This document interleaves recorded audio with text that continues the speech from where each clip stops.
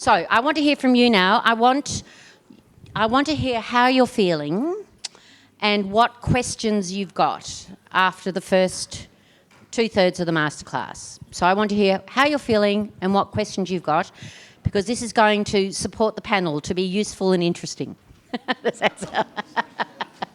Okay, so if people don't volunteer, I'm just going to point at you, which would be terrible. So are there volunteers in the audience who can put up their hands and tell me how they're feeling and what questions they want to answer? This is the practicum. These are the people who are doing it.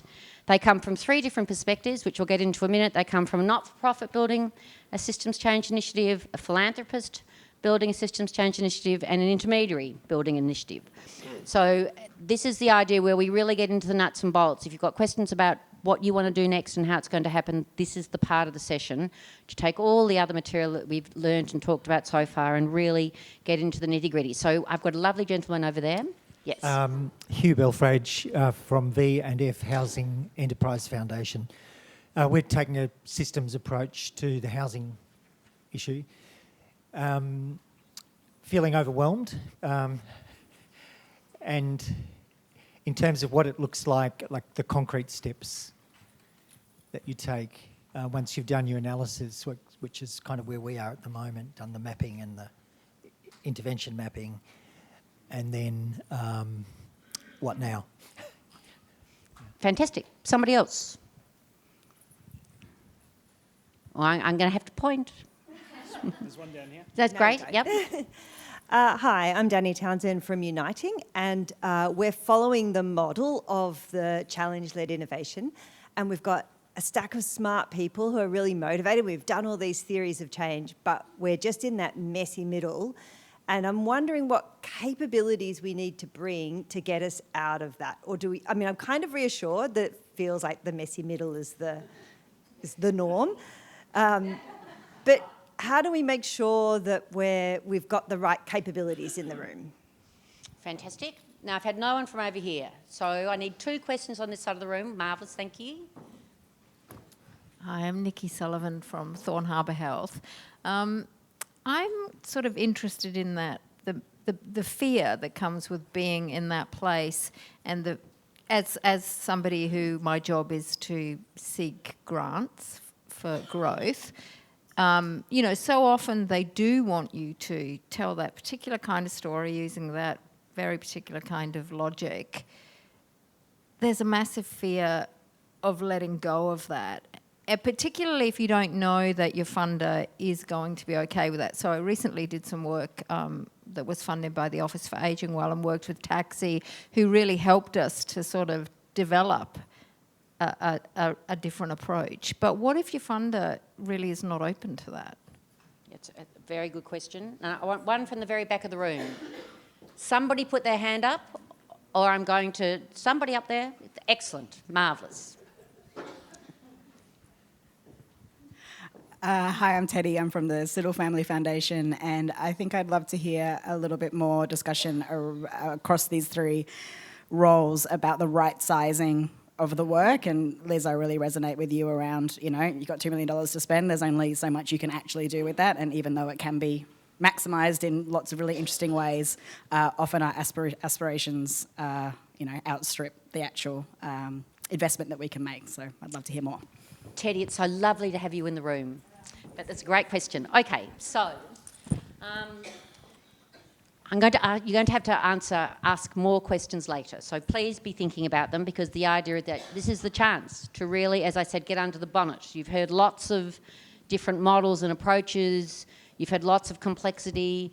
You've had lots of, I imagine, to be honest, I often find myself sitting in the room thinking, I've got no idea what to do next. So I'm sure there's a lot of that. But as I said, I've really, in this masterclass, wanted to do it not just in terms of some of the best thinking in the world or the fact that that thinking is available and that it's possible to engage with it, but also to get a really sense of practically what does it look like to build these platforms and how might we go about it. So it's a carefully curated panel of experts who are all doing outstanding work in their respective things. And we bring 3 particular lenses. As I've said, a not-for-profit lens, think about this from a not-for-profit perspective, the philanthropy lens, and then finally from TACSI, the intermediary lens. So I'm going to ask to start by asking, have we got 2 mics up here, panellists, or just one? To start, rather than me introducing everybody, what I'd love to start with is if you could all each introduce yourselves and then just spend a few minutes explaining your systems initiative. I didn't say platform, Belinda, I said initiative. So the first person I'm going to ask is Kai. That was unexpected because I was third on the list. So I'm just going to adjust quickly and quietly. I'm also mildly scared, which I think most of the room is when Liz is moderating. So unfair, Kai. No, in a really healthy way. Really healthy way. The third thing I'll say is that I feel like the first 3 presentations from Liz, Ingrid and Mark was like therapy for me. So I appreciate the contributions. It's not only very close to home, many of the challenges, but people I admire deeply and have been lucky enough to work very closely with. So thank you. And thanks for the invitation. So my name's Kai. I'm a recovering engineer. I worked at Engineers Without Borders for a long time. At the start of my career, I then moved into social finance and impact investing, working with the Small Giants family office and then the academy that we built, which is on the leadership question. At the end of a sabbatical in Sweden with my family, came back and hit the Black Summer and then hit the COVID lockdowns in Melbourne. And I just wanted to mention that because obviously Ingrid's emphasised that context is everything, and I would agree.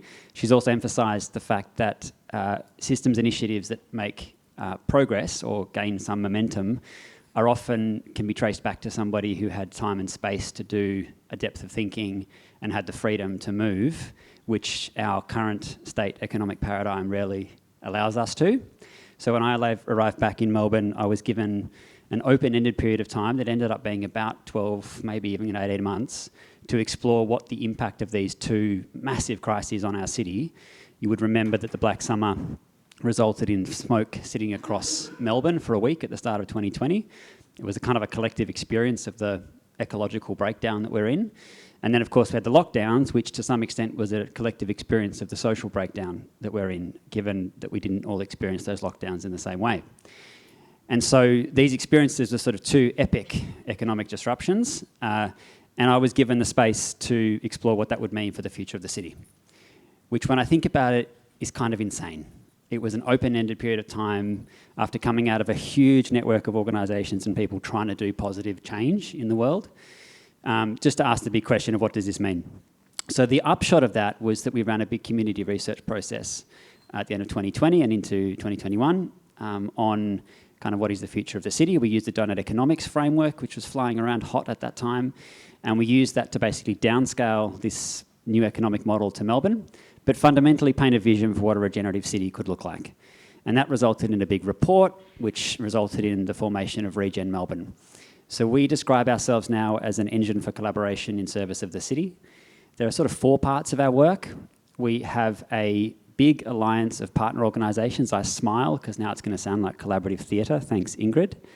A big alliance of partner organisations across the economic spectrum, so non-profits, businesses, universities, government partners, who all at some point in the last 3 or 4 years signed up to the idea that we want to serve place better. So that's sort of one big part of who we are, of what we do. We've got a big alliance of partners.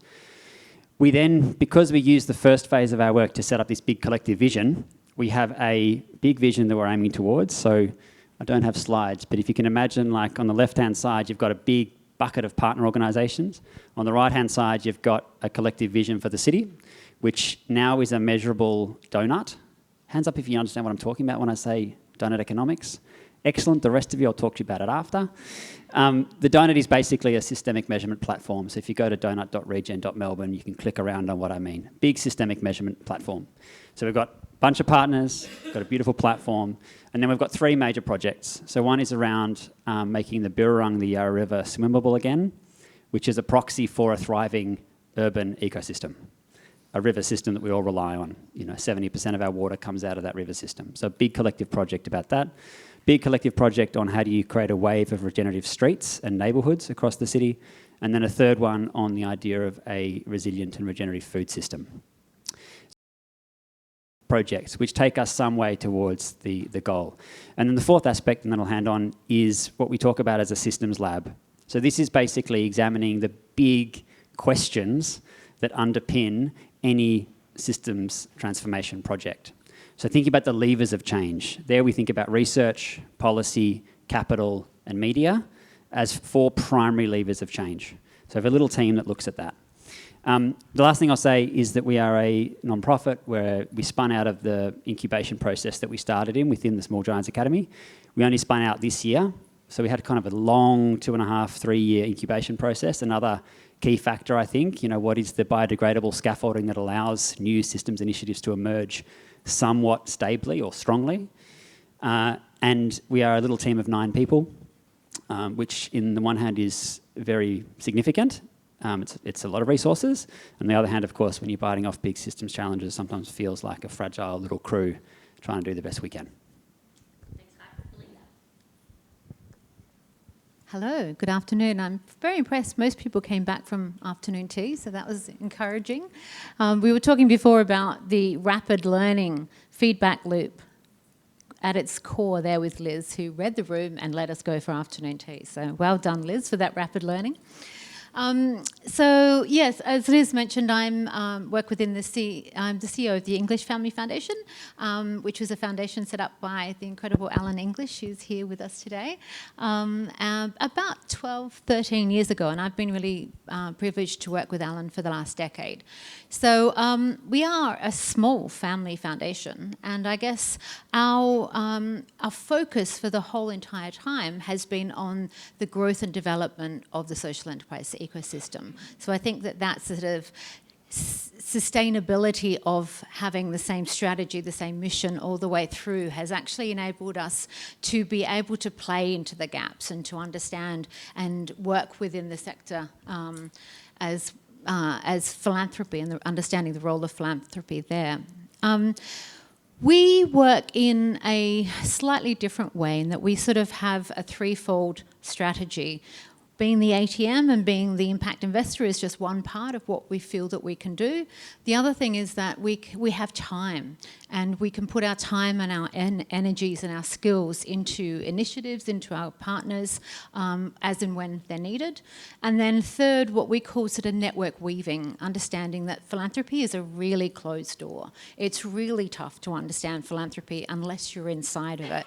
And we sit in this such a privileged position of seeing so many amazing organisations, talking to the most amazing colleagues inside of foundations, that we can actually connect. We can be that connective tissue sometimes, which is harder if you're not inside philanthropy. So, we talked a little bit about power before, and understanding where that power sits and how we can shift and share that power is really fundamental to the way that we work, I guess.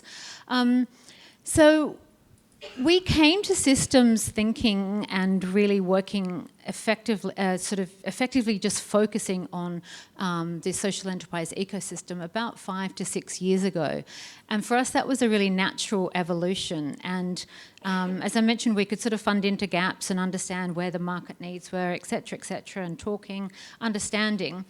But what we were seeing was the complexity around the entrenched social issues that organisations, or social enterprises in our case, were working within. And when you start to unpack some of the complexity and the interrelationships of that complexity, you understand that collaboration is not just necessary, but it has to be that DNA. And collaboration looks like different things. We've had that unpacked. I'm not even going to go near there because I'm not nearly as articulate. But understanding how and when philanthropy can play a role has been really key to us. So Liz wanted me to talk today about the Social Enterprise Australia initiative, which was really born out of the national strategy, the Social Enterprise National Strategy.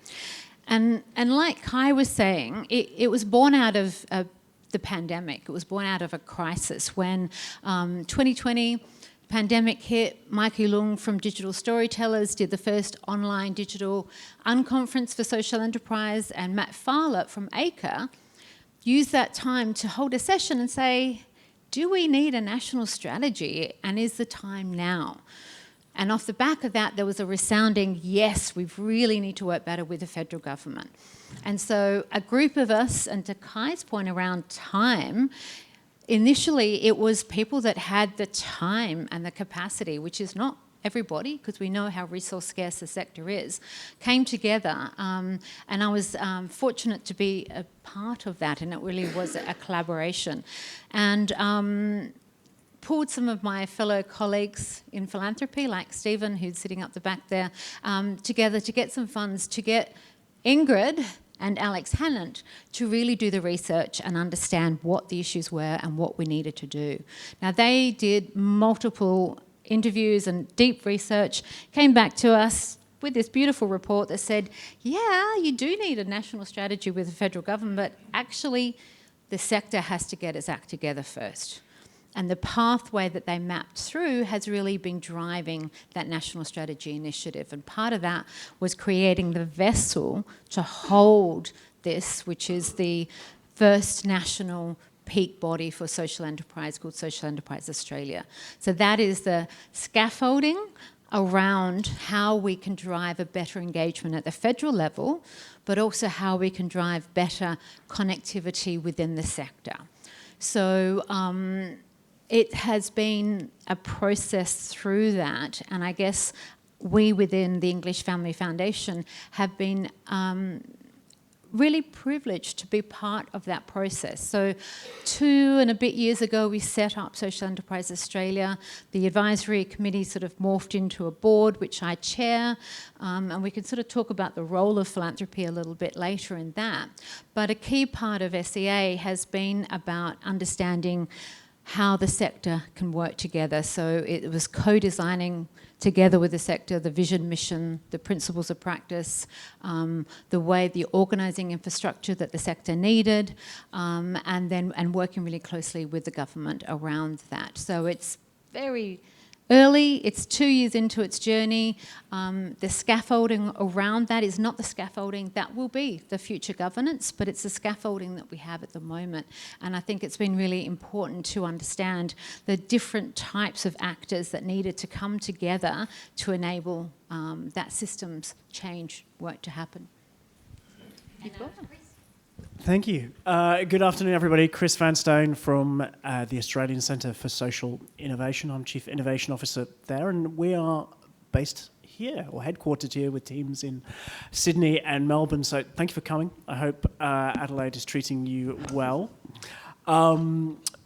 There's 4 things we do to contribute to change at TACSI. The first is that we partner with philanthropy and government and not-for-profit organisations to develop new services and policies and strategies.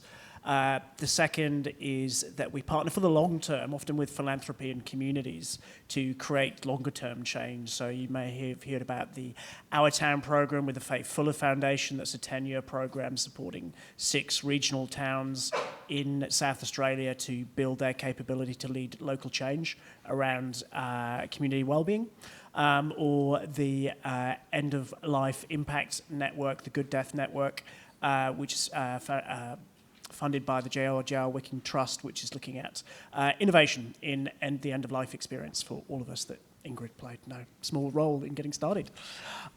We build capability in social innovation, and we also like to champion big ideas like social R&D, peer-to-peer support, and a new paper coming out shortly on impact networks, how we can network and network weave for social impact.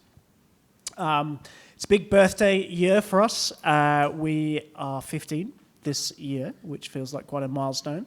And we kind of didn't realise till 6 months past the birthday, so we're a bit neglectful parents. But about 6 months ago, we realised, whilst we didn't realise it was going to be our 15th birthday, we did realise that it's about time to think about what we become when we grow up, and what role a National Centre for Innovation, our National Centre for Social Innovation, might play as we enter this second quarter of the 21st century. So we did what we do in a lot of our projects, and we sought out some diverse expertise and spoke to a number of people who spend a lot of their time thinking about the future.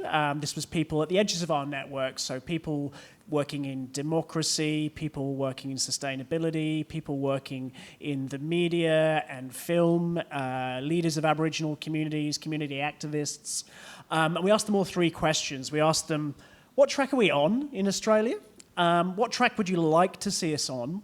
This is a really cool question. If you had unlimited funds, what would you start now?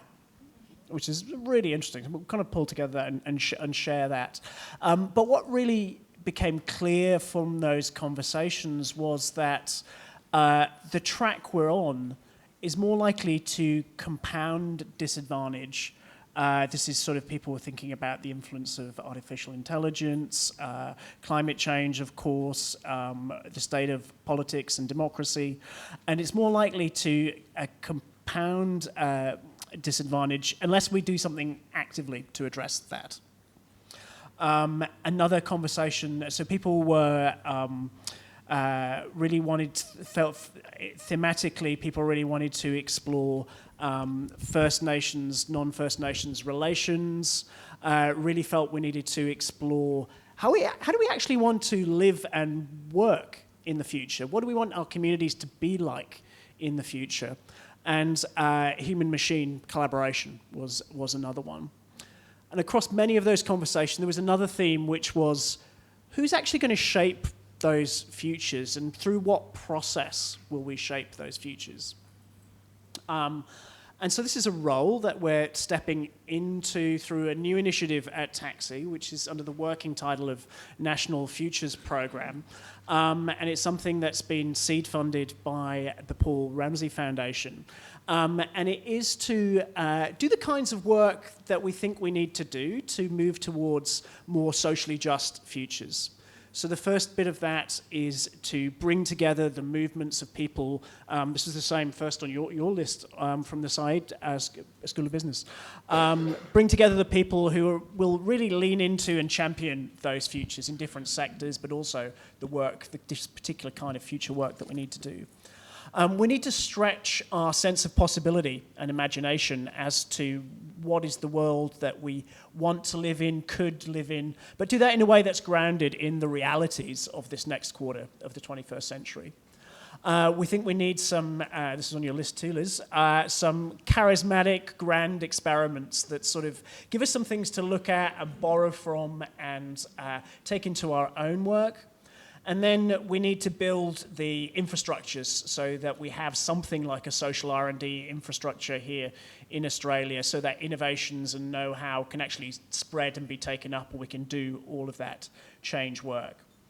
So right now we're at the, we're sort of 5 weeks into that initiative.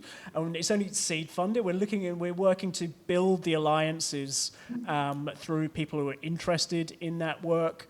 Across the economic spectrum, as you said, Kai, business, philanthropy, not-for-profits, civic organisations, communities, to see if we can really generate the interest and the traction in this space to give this work the time, the money, the resources it deserves. There's a lot of organisations that sort of talk or have a commitment to future generations. And actually, if you want to commit to outcomes for generations 1 or 2 or 3 generations in the future, that's already in the next century quite quickly.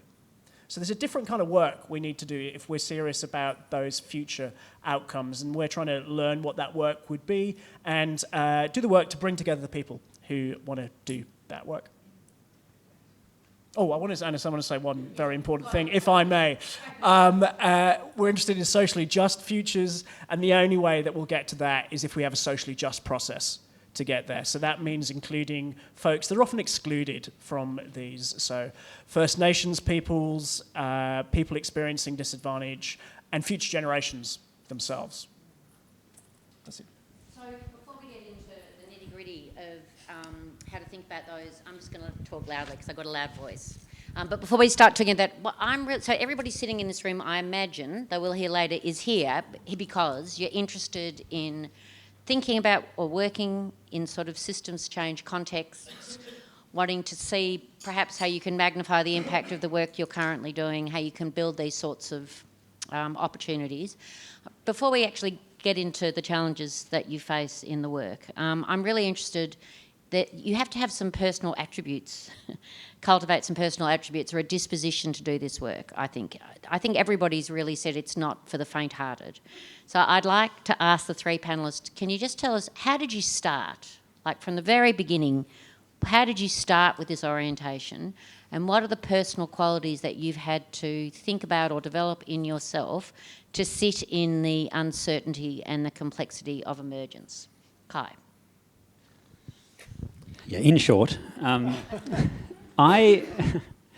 so interesting when you were saying that, I was thinking about the two people who run the organisation with me, Nicole and Alison. One of them is an engineer, systems engineer, and I have a bias in that direction because I'm also an engineer, and I think there's a lot in that discipline that teaches us about complexity and understanding and putting one foot in front of the other. But the other one's an anthropologist, which comes at it from a very different angle, and the dynamics in our little core team I think are beautifully balanced. So maybe my answer is it's not so much about an individual's posture, but how they surround themselves with people that make up a kind of three-legged stool, in our case, which is way better than someone standing on one leg trying to make progress. That analogy didn't really work. I liked it. But you went with it? Thanks, appreciate it. So there's probably something that I would also just come back to, and this is an interesting one in your context when you just mentioned equity and access to conversations like this one. There's a huge amount of privilege in being able to have a conversation about systems, taking 12 months to think about a question like the transformation of a city to build a network. That comes from a place of safety that I had for a year to think about it. But I think what I would just say is that I think it's our responsibility also to lean into those privileges, to have conversations like this that are much harder if we're given the opportunity to do so, and of course open up the spaces to those who aren't necessarily, don't necessarily have automatic pathways into them. I don't think it's a question of just stepping out so other people can step in. I just think that ignores the reality of our current state and sets us potentially back rather than forwards. But I would very much acknowledge that for me, sure, I could weave a narrative of the various experiences that led to an ability to sit in complexity and not drown. And I suspect that I do have some of that. But I think it's largely due to the people around me that I've managed to find, and also the privilege that I had to get used to this context without having a fear that I'm not going to be funded tomorrow. Because I think that's what those parameters that people exist in is what makes it really hard to listen to Mark and think this is useful, rather than listen to Mark and go, yeah, but fuck, I've got to still do that thing that I've got to do today. So I think those two things are probably the bits that come up for me. Thank you. There's a lot of synergies there. So, yeah, look, I think for us as a foundation, it was really looking at understanding the privilege that we sit with and how we can feel comfortable in the uncomfortable. And still learning, not there yet, absolutely.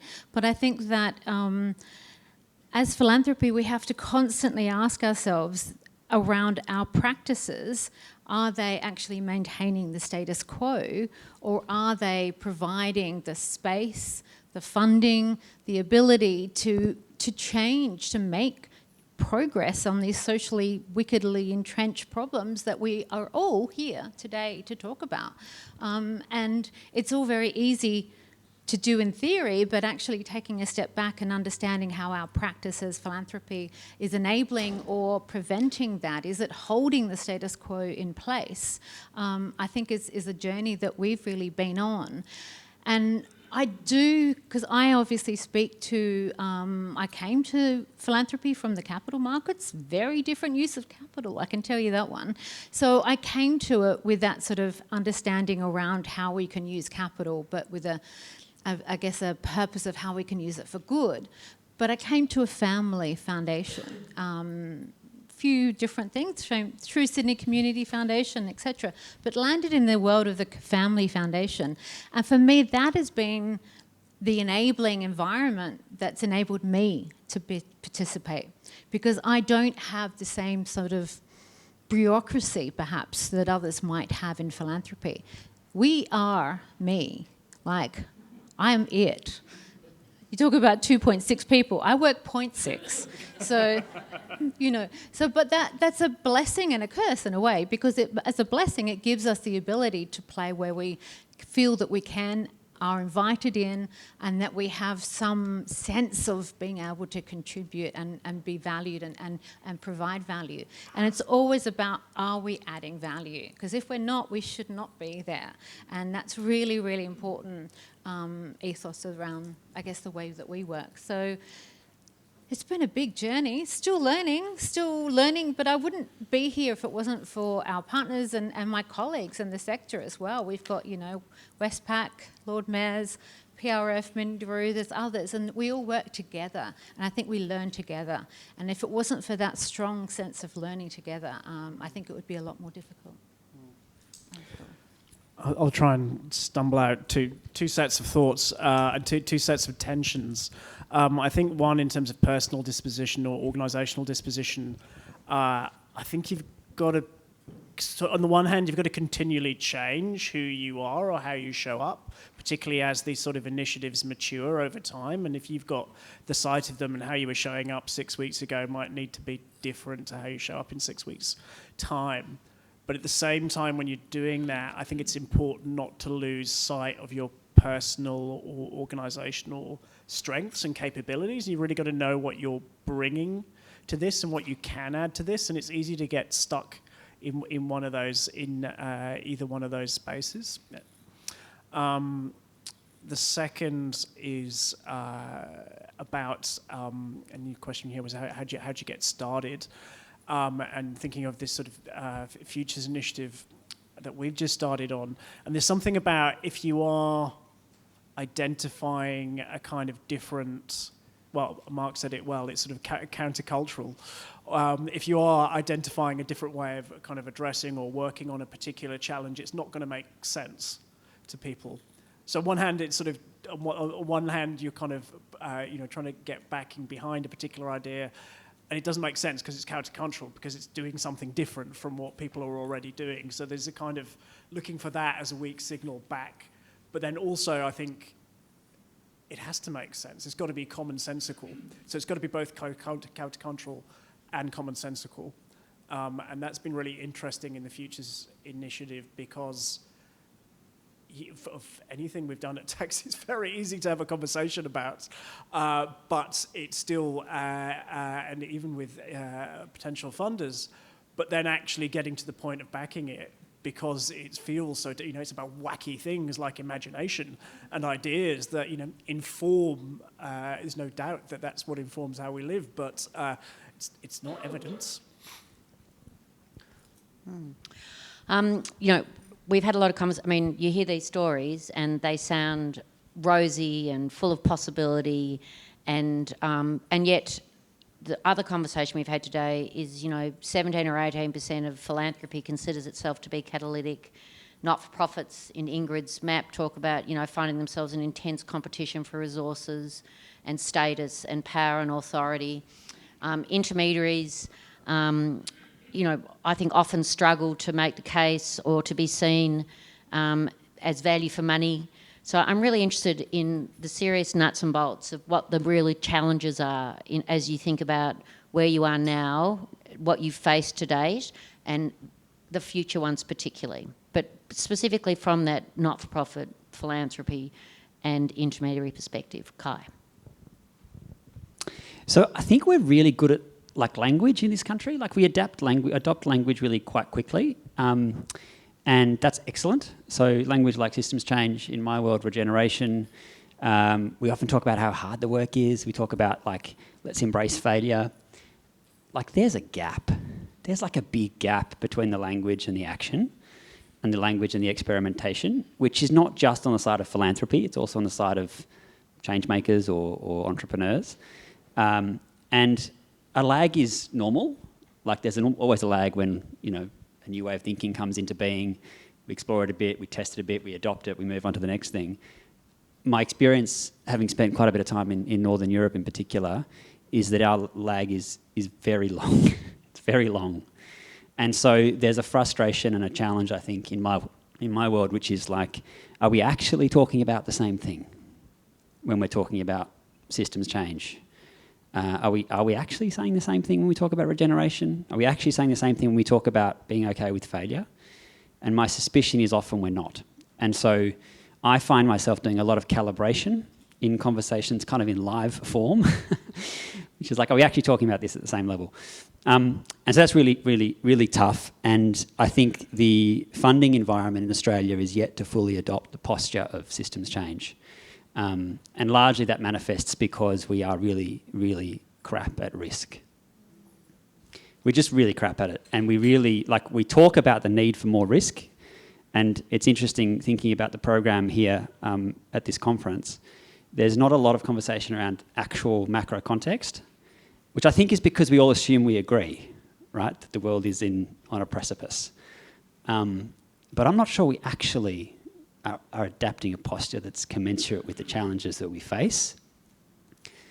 So there's a World Economic Forum Risk Perceptions annual survey that goes out, which is very like World Economic Forum vibes, very formal. They survey like 1,500 professionals all around the world, CEOs and risk experts. Like 83% of them, here I am quoting stats at you that you're now going to have to go and check, 83% say there is a medium chance of global catastrophe in the next 2 years. So like if you're sitting on a board and your CEO comes to you with that risk in the risk matrix, you're like, everything has to stop while we deal with that risk. You know, everything. And so when I think about this conversation about systems thinking, and this is why that lag is so unbelievably problematic, is that this is another lens that we desperately need to take to all the work that we do, even if it means stopping stuff for a little while or taking risk that we haven't been able to take before. And so I think my frustration is that I have a lot of conversation where people are talking about it, but I don't think we're meeting the moment when it comes to the action. That got very ranty, I'm sorry. It's okay. I'll try not to rant. Look, I think one of the things that is a challenge, and I'm going to put the philanthropy hat on solely here, is that systems lens, systems challenges, all of that language, whatever you want to call it, as you mentioned, it takes time. It's not a 3-year grant program. It's not about sort of even maybe a 5-year grant program. It takes time. And that is not the mentality, the mindset of philanthropy. We typically work in sort of 3-year cycles. Great, bang, then move on to the next thing. You can't move on to the next thing. If we actually want to make this change, it takes time. And so therefore, within philanthropy, we are challenged to think about the mindset shift from attribution to contribution. And that's a really big shift for philanthropy, because if you take the basic premise of philanthropy, it's public funds, technically, because you've received your tax credit. So therefore, there's a great sense of accountability within philanthropy. And there's been, over the sort of last decade or two, a rise in impact reporting and understanding and having great reports and being able to, sort of reinforce the value that we're adding. But actually, to take a systems lens, I can't say to my board, oh my God, we did this, this, and this. And I fortunately have a board that gets that. I can say, collectively, we were part of this, this, and this, but we weren't the only ones. We weren't necessarily the go-getter there. We were the enabling environment. We were the ones who brought others around us, who brought funding around it, who scaffolded in different types of resources, who kind of sat back and enabled things to happen.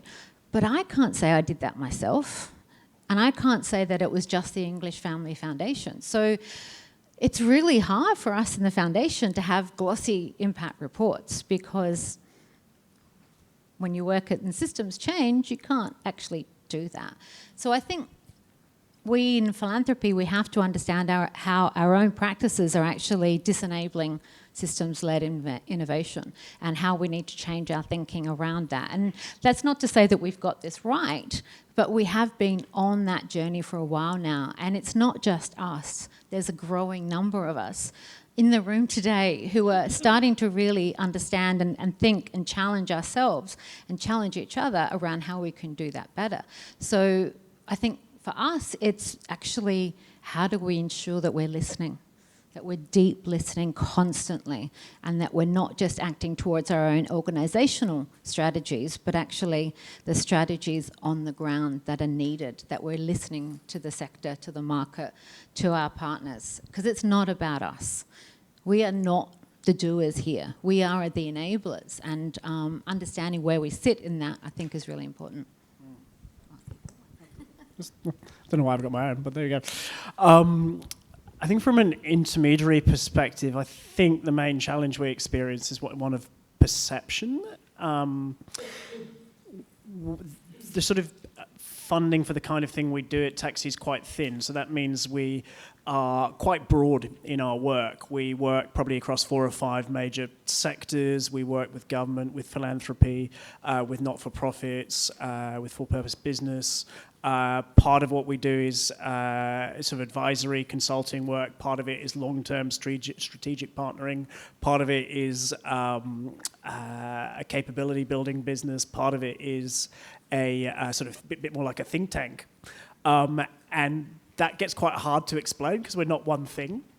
And so stepping into particularly the sort of space, the sort of national convener for systems work, like this National Futures work, people are like, oh, but aren't you the guys that do learning? Or aren't you the guys that do this sort of long-term thing? Or aren't you the guys that do that? And they might not understand why we're there. So that's something, a kind of, that diversity and breadth, by the way, is amazing for learning because we're in lots of different places and can really, I think there's real value in that. And that's just sort of a factor of this sort of kind of the context we're operating in.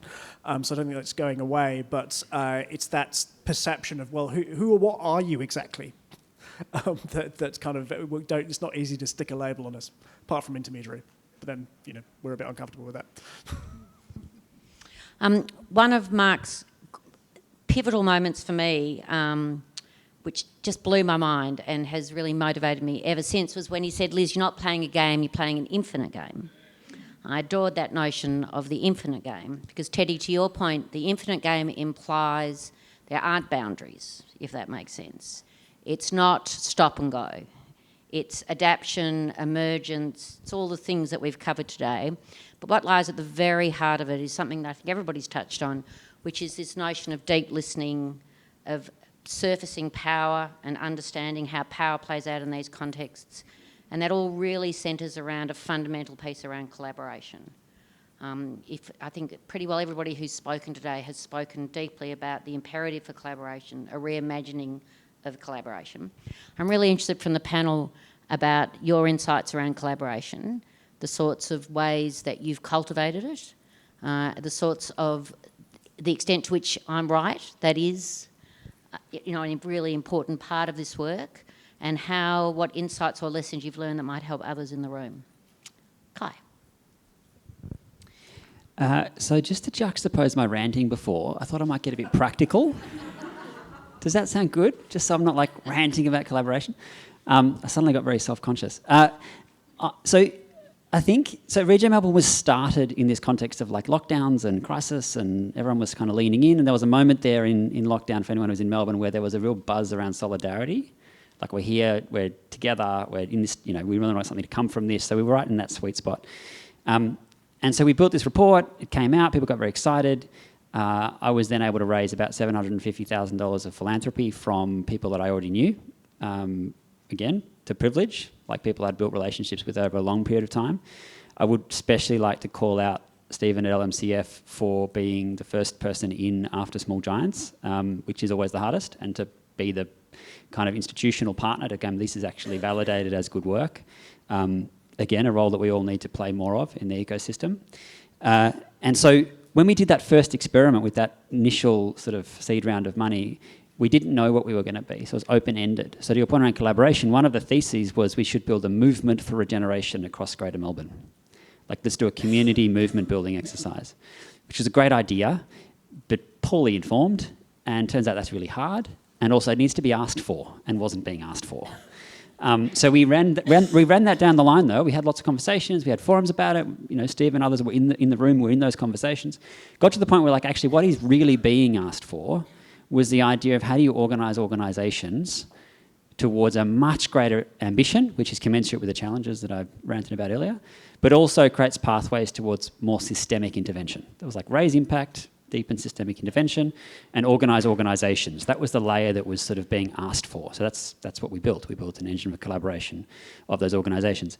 And I guess there's three things that I would say to the practical question of what we've learned, which gets to the question that was over here on this side of the room earlier as well, around what's sort of the next step that you take once you have certain organisations present. The first thing was around, we started with a donut.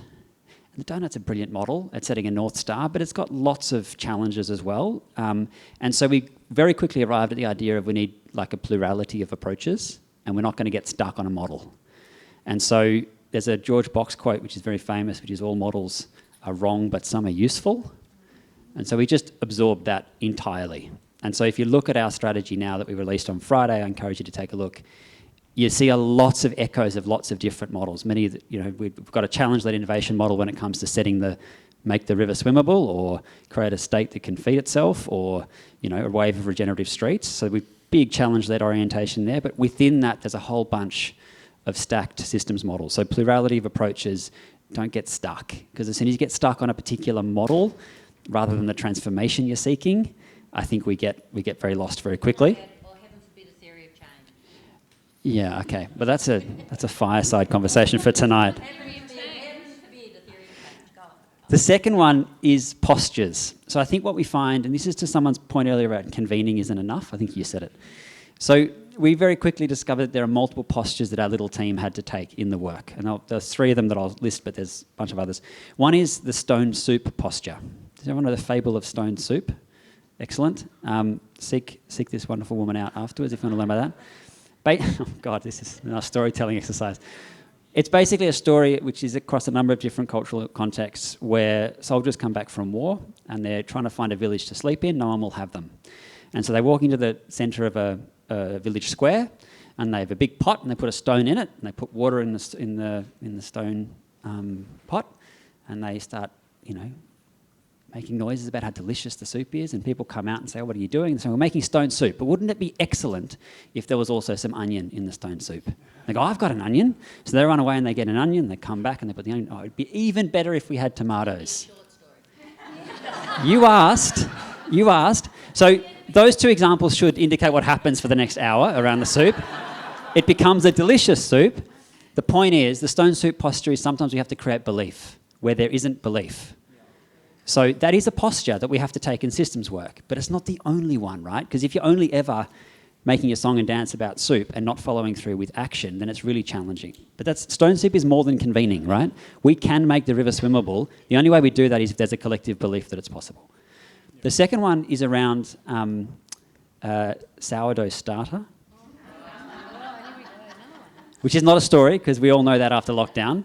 We have to nurture the starter. It's entirely relational. It's not utilitarian. We just have to tend to the relationship. So that's posture number 2. And posture number 3 is MasterChef semi-final, right? So MasterChef semi-final, for all fans out there, is like deliver something excellent within time-bound parameters, judged by someone, right? And if you win, you go through the final. If you lose, you're going home. Now that posture is not often held in this work because of all the things that Mark said and Ingrid said and Liz said about complexity and messiness and murkiness, but sometimes to make progress, we have to deliver something tactical and strategic. Oh, thanks, Liz. So those 3 postures we write about in our strategy. You can take a look. The third thing I wanted to say was it's all about experiments and portfolios. So this is what Ingrid was talking about. We embody that fully at RM. Within each of these 3 projects, we have nested portfolios of action across different systems layers, which is where the magic happens on the ground. And we hold the portfolio layer. Our alliance member partners do all sorts of great work, and we just elevate it to that portfolio layer, to funders, to partners, to government, to a whole bunch of people, in order to gain and then shift power in the direction of the transformations we're seeking.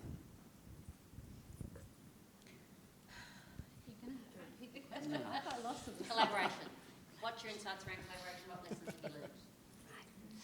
Lots of lessons, that's for sure. I think your three postures were very relevant within the work that we're doing as well. I think one of the quickest learnings that we had is that we have to be adaptive, we have to move in real time and be iterative, and that's okay. You don't, I think we do get too caught up on plans and especially within philanthropy, how did you go in those action plans and understanding progress against each of those. But it is that North Star, and how we get to that North Star will change, and it needs to be iterative, and it needs to have the feedback loop. So that collaboration comes into that feedback loop, because we can't be the best or as effective as we can without that feedback loop, without actually having the voices of other actors, but also really importantly, the voices that are not necessarily normally heard. And I think that's been, certainly within Social Enterprise Australia, it's been about how you consult with the sector and you enable those voices to be heard.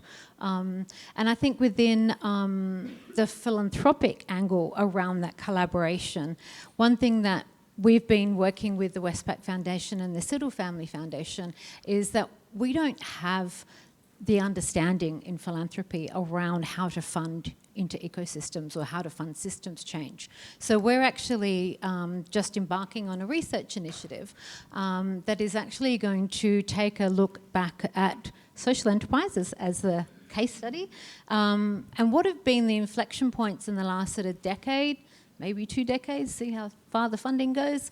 But what have been those inflection points, and what was the funding and the time commitments and the other contributions of philanthropy and other funders, we've got government here in the room today as well, that enabled or disenabled the sector at those points, because it takes a lot of different players. And I think that the other angle around the collaboration within Social Enterprise Australia, that I think it's you have to sort of look at the small shifts of behaviour and understand the impact of those, as well as the bigger shifts. Yeah, absolutely looking at those. But, we've been working with DSS at the federal government level, and I know David Hetherington was talking in the last session around impact investing on the SEDI funding, so the Social Enterprise Development Initiative, which came out of DSS.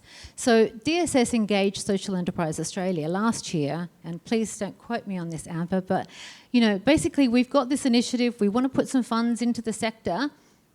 What does the sector need? What does it want? And so Social Enterprise Australia had the privilege of going out to the sector saying, hey, the government's actually asking, where are the gaps? What do you need? And so what came out of that was a very, very different program from what government funding into the sector has typically been. And that type of initiative and collaboration from the government to the sector, we just hadn't really seen at that federal level before. So, taking and understanding the sort of level of different players within the sector and how that collaboration needs to come together has been a really, really key learning for us as well. Collaboration. As the great Professor Ingrid Burkitt said, everything is contextual. And so is collaboration. So I think one of the journeys we've been on is recognising that there's a lot of different forms collaboration can take, and it's going to be dependent on context, of course.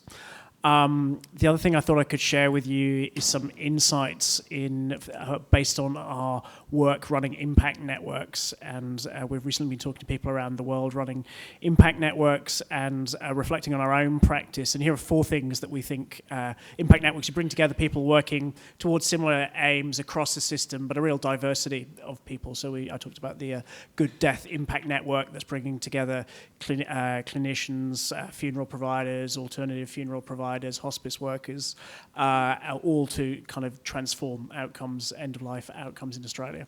So these are four things that we've come to learn to facilitate for in these networks. The first is well-being, so ensuring that people are well, and the importance of that is that people won't, if people are sitting with a lot of stress or trauma that's unaddressed, then unlikely to be able to think kind of bold, creative thoughts about what can come next, and those sort of aspirational futures. So we know a lot of the work we did with communities post the Black Summer bushfires was, those community visioning pieces needed to start with healing. So ensuring that that's taken care of, and increasingly I'm thinking of social innovation sort of starts and ends with well-being for people and the planet. The next is togetherness, so bringing together diverse connections. So we deliberately sort of get a better, what would you call it? Cognitive dissonance, I reckon you'd call it. The flavour we like to create is by bringing in people who are not usually part of those conversations. So First Nations people experiencing disadvantage, people with lived experience of the systems that are being talked about and being transformed, and that really creates a different kind of dynamic. In-betweenness. So this is about supporting people to let go of their sort of professional, or not, loosen up around their professional expertise and the norms of how things are done, and begin to step into new ways of thinking and seeing things. And it's only really if you work on that you allow a kind of a collective vision to develop. And the last is emergence, and that's about enabling people to sort of act and develop a comfort and a confidence around trying out new things. I mean, to put it simply, to sort of, okay, we've got this idea, let's try it. Oh, that's a bit scary. No, come on, you can do it. We're here for you. So it's those four things together: well-being, togetherness, emergence. What's the fourth one? Thank you. In-betweenness. I like it. All right. So we're 10 minutes to go. We're on the home straight. I need you to find someone you don't know, and you have 5 minutes to talk about what you're going to do next. And then I'm going to point to some of you, and you're going to tell us all to inspire everybody else in the room. So literally 5 minutes. Find someone you don't know, and 5 minutes to talk about what you're going to do next. Okay, everybody. Okay, I promised. Ding, ding, ding, ding, ding, ding. Oh, my Lord. Ding. Oi! Oi! For God's sake, how lovely that you're all so animated and inspired. Okay, I want 10 really good next steps. Now, we can do this in 2 ways again. I can ask you to put up your hands, or I can point to people. So we've got 5 minutes, and I need 10 good next steps. 10 things that you're going to take from this masterclass that's going to make it worthwhile for the 3 hours you've been here that you want to do next. Do we start with hands up, or do I point? Oh my God, we've got hands up. Lovely.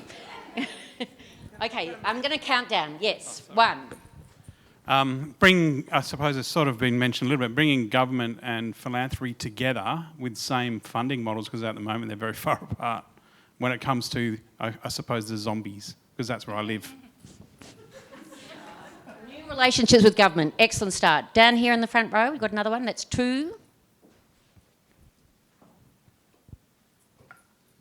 Thank you.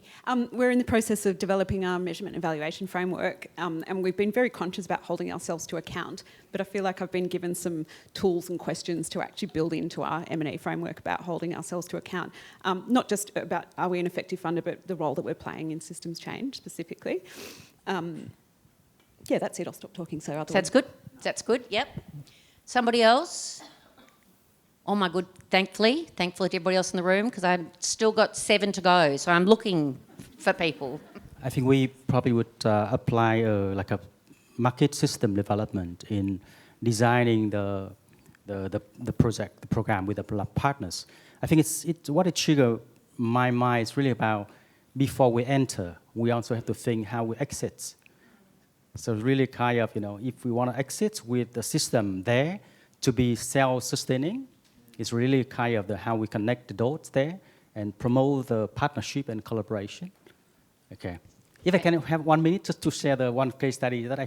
Please. Because it's really reflect me how to think back the project.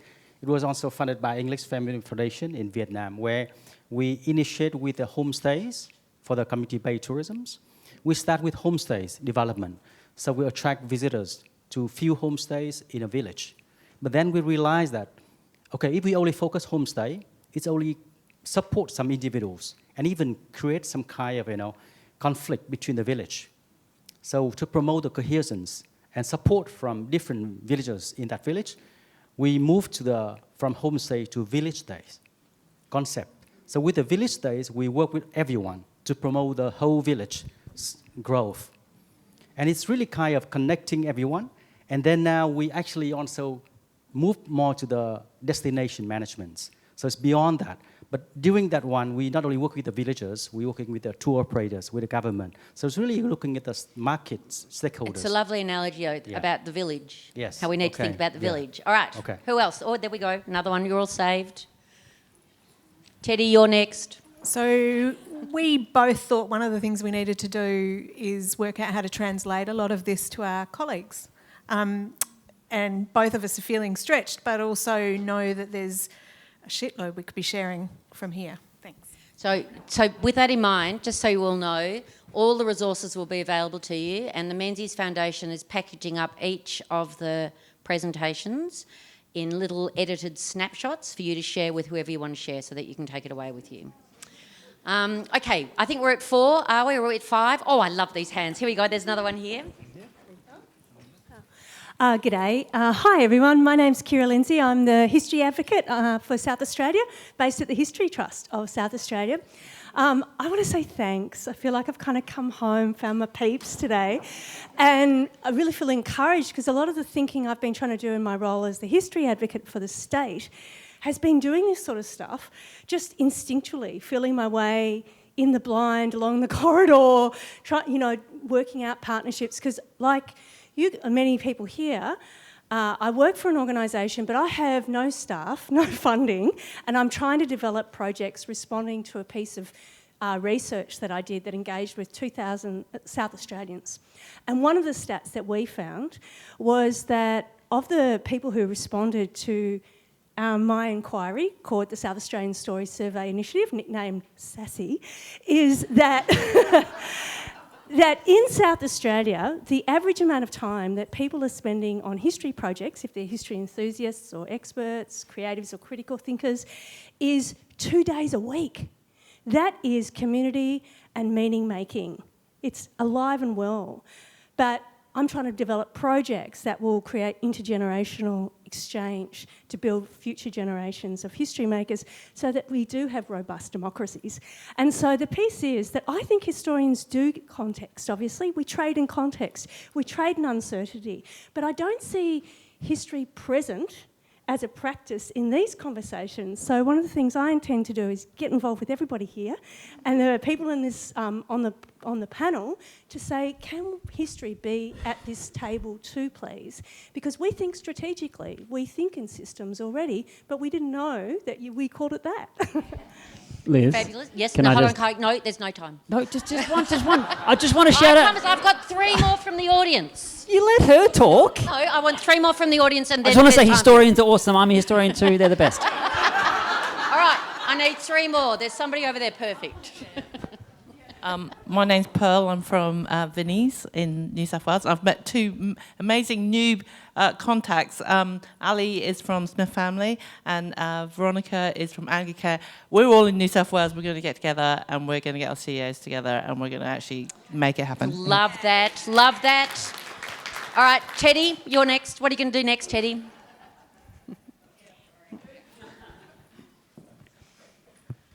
I recently heard the phrase voluntold, and I'm going to voluntold Kyla, because you had a really great reflection.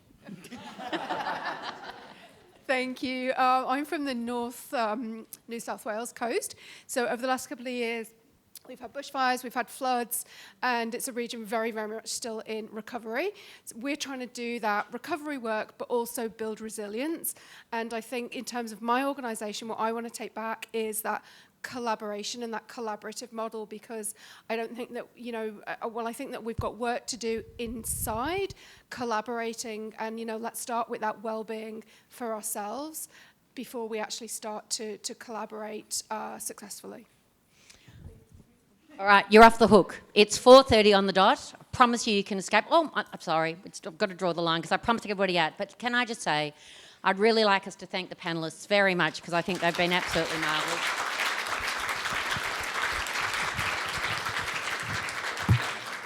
Ingrid is an amazing resource in the country. Use her in all sorts of ways. And most importantly of all, please feel the sense of possibility and hope for the infinite game.